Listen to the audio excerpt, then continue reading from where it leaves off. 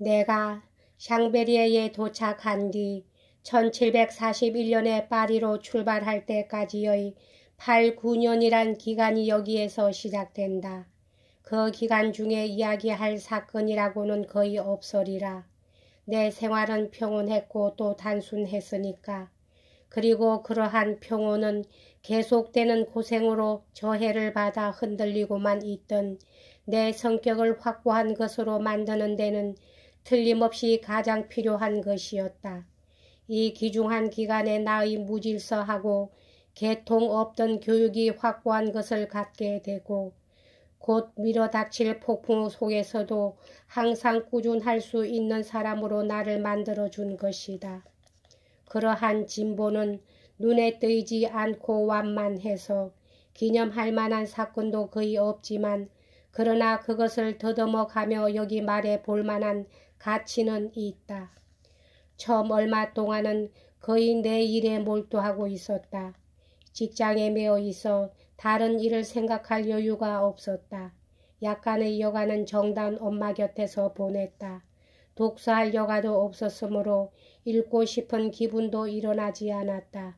그러나 일이 일종의 습관처럼 돼버리자 그것에 마음을 쓰는 일도 적어지고 다시 불안히 머리를 쳐들어 독서의 필요가 생기게 되었다. 독서욕은 만일 다른 욕망이 도중에서 찾아들어 다른 곳으로 전환시켜주지 않았더라면 이전에 공장 주인들 집에서 일에 몰두할 수 없는 장애 때문에 계속 신경을 날카롭게 했을 때처럼 무서운 정열로까지 성화되었을 것이다. 우리들의 계산에 그토록 고등 수학은 필요치 않았지만 가끔 내가 곤란해지는 문제도 나타났다. 그런 곤란을 극복하기 위해 수학책을 몇 권 샀다. 그리고 그것은 잘 익혀졌다. 혼자서 공부했기 때문이다. 실용산수도 혼자서 공부했다. 실용산수도 아주 정확하게 하려고 하면 예상 밖의 시간이 오래 걸린다.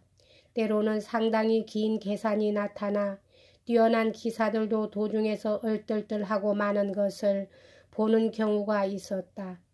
실지와 연결된 고찰은 정확한 관념을 주고 또 그렇게 하면 간편한 방법도 생각난다. 이런 발명은 자존심을 기쁘게 해주고 그것의 정확성은 정신을 만족시킨다. 그리하여 불쾌한 일도 기꺼이 하게 된다. 나는 수학을 깊이 파고들었으므로 숫자만으로 푸는 문제에 난처해지는 일은 없게 되었다. 배워 익힌 것이 날로 기억에서 사라져가고 있는 지금에도 이 학문만은 그만둔 지 30년이나 되는데 아직 얼마인가 기억에 남아있다.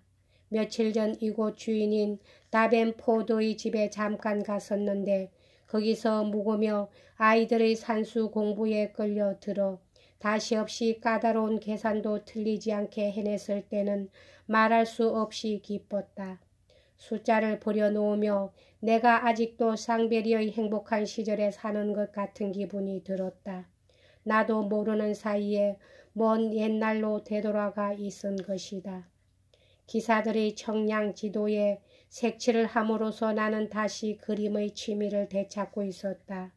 물감을 사서 꽃과 풍경을 그리기 시작했다.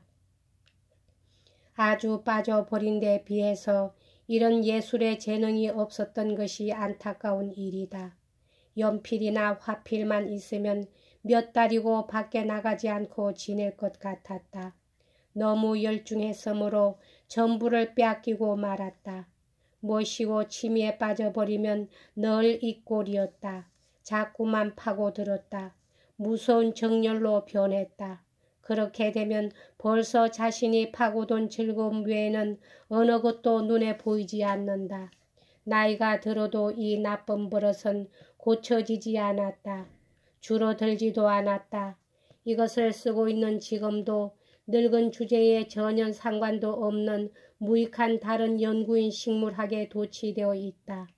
젊을 때부터 전공해온 사람들마저 이제 시작하려는 내 나이라면 하는 수 없이 버려야만 하는 것을, 그 당시야말로 오히려 이 연구는 안성맞춤이었다. 좋은 기회였고 그런 좋은 기회도 자주 있었던 것이다.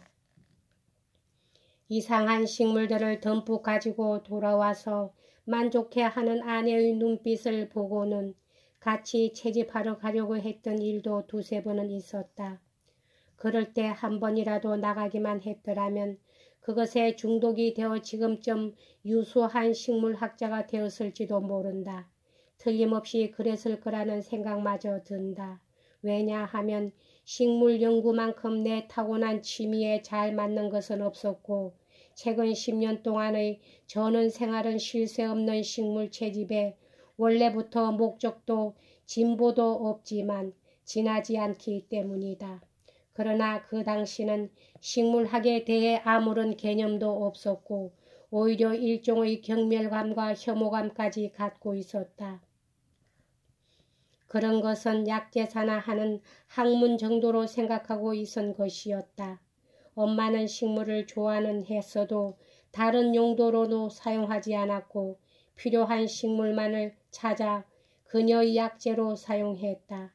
그런 이유로 식물학도 화학도 해부학도 내 머릿속에서는 의학이라는 이름 밑에 뒤범벅이 되어 온종일 멋대로 짓거리는 재미있는 농담 자료나 또는 가끔 뺨을 얻어맞는데 밖에는 도움이 되지 못했다. 게다가 또 하나 이것과는 너무도 반대되는 취미가 점점 커져서 인해 다른 모든 것을 삼키고 말았다. 그것은 음악이다. 정말 나는 이 예술을 위해 태어난 것이 틀림없다.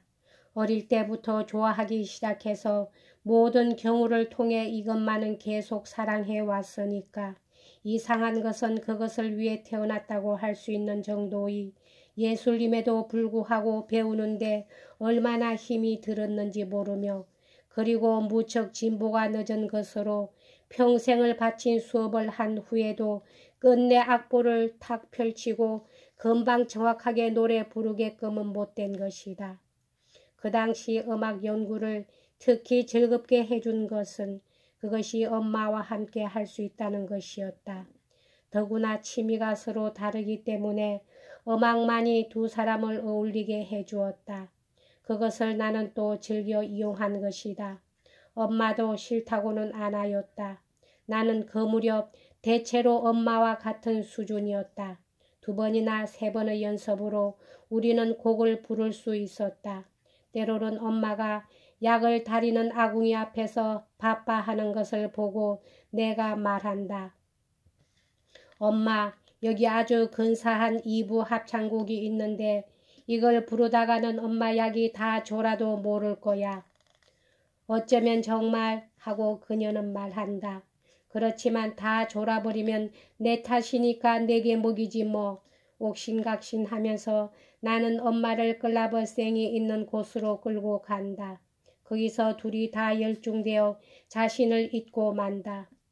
노간주 나무 열매와 약속 달인 것은 새까맣게 된다. 그녀는 그것을 내 얼굴에다 문지른다. 그런 것이 모두 재미있었다. 여가가 거의 없는데도 그 얼마 안 되는 시간에 할 일이 많이 있은 것은 이것으로 알게 되었을 것이다. 또 거기에 오락이 하나 늘어서 그것이 다른 전부를 대신하게 되었다. 사는 곳이 마치 지하 간방과 같아서 가끔 밖으로 좋은 공기를 마시러 나갈 필요가 있었다.